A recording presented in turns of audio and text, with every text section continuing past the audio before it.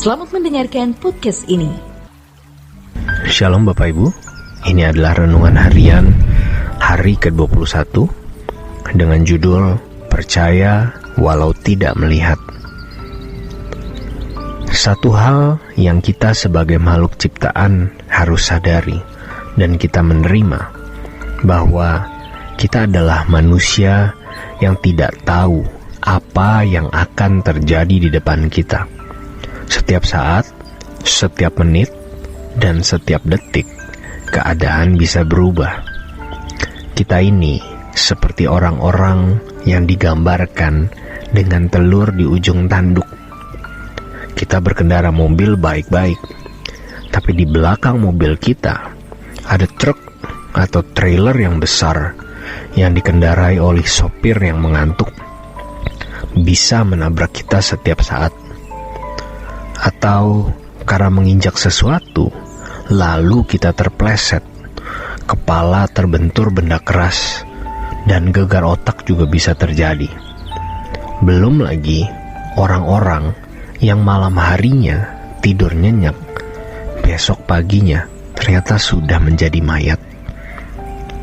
Ini semua fakta empiris atau kejadian realitas nyata yang dialami atau bisa dialami setiap orang.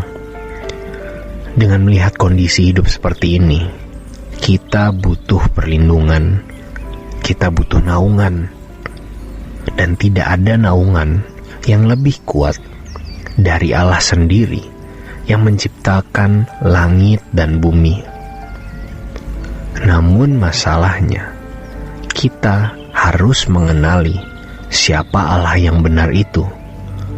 Karena banyak Allah di dalam dunia yang dipromosikan oleh pengikutnya dan tokoh-tokohnya sebagai Allah yang benar. Semua agama mengklaim Allahnya adalah Allah yang benar, termasuk orang Kristen yang mengklaim bahwa Allahnya adalah Allah yang benar. Allah kita adalah Allah yang disembah juga oleh orang-orang Israel. Karenanya Allah kita itu menyebut dirinya sebagai Allah Abraham, Allah Ishak, dan Allah Yakub. Allah Israel, Elohim Yahweh. Elohim Yahweh, ini Allah yang benar, satu-satunya Allah yang benar. Allah kita tidak provokatif, tidak terang-terangan menyatakan diri secara fisik bahwa dialah Allah yang benar. Allah yang benar membiarkan semua agama berkembang dan eksis. Bahkan kita melihat dewa-dewa yang disembah oleh suku-suku bangsa bisa menunjukkan kehadiran, keperkasaan, dan kekuatannya. Kita tidak dapat membantah itu. Jadi, tidak heran kalau banyak keyakinan yang umurnya bisa ribuan tahun, bukan ratusan tahun. Dan mereka juga mendapatkan verifikasi atau pembuktian bahwa Allah yang mereka sembah itu Allah yang benar, Allah yang berkuasa, yang bisa diandalkan, bisa menjadi sumber pertolongan. Bagaimana sikap kita terhadap Allah yang kita sembah, yang bernama Yahweh, Elohim Yahweh, atau Allah Yahweh, yang kita panggil Bapa?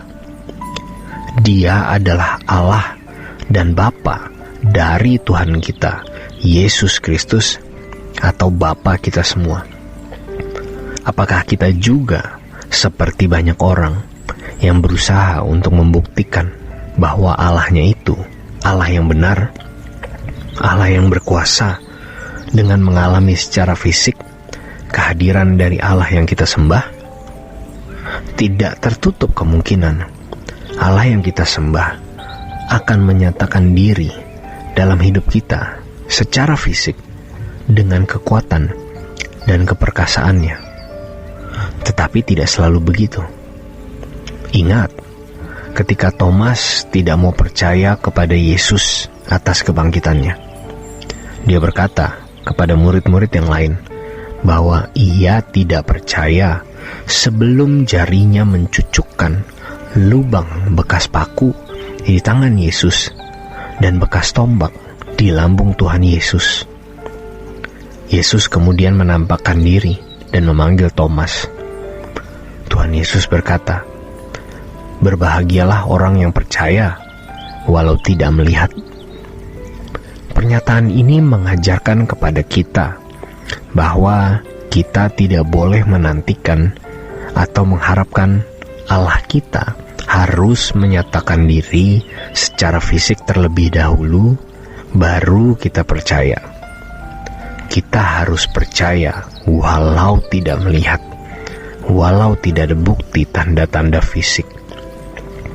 Kita percaya bahwa satu-satunya Allah yang benar adalah Allah yang bernama Yahweh, Elohim Yahweh, Allah Israel yang menyatakan diri sebagai Allah Abraham, Ishak, dan Yakub.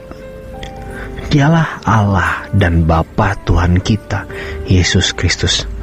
Percaya, titik. Percaya itu tidak harus didasarkan pada bukti-bukti fisik atau lahiriah.